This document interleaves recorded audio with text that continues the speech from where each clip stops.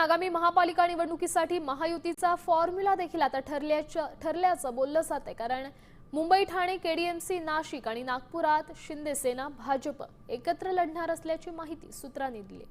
तर पुणे आणि पिंपरी चिंचवडमध्ये भाजप आणि राष्ट्रवादी स्वतंत्र उमेदवार उभे करणार आहे। कार्यकर्त्यांना संधी मिळावी आणि अंतर्गत बंडाळी टाळावी यासाठी हा निर्णय होण्याची शक्यता आहे। नवी मुंबईसाठी मात्र अंतिम निर्णय झालेला नाही।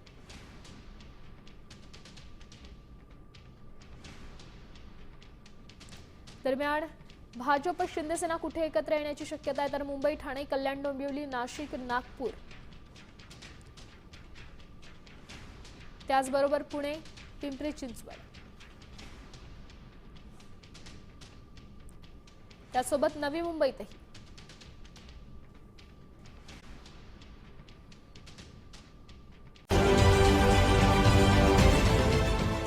देश विदेशातील प्रत्येक घडामोडींचे लाईव्ह अपडेट मिळवण्यासाठी आता साम टीव्हीच्या सर्व सोशल मीडिया प्लॅटफॉर्मला लाईक, फॉलो आणि सबस्क्राईब करा।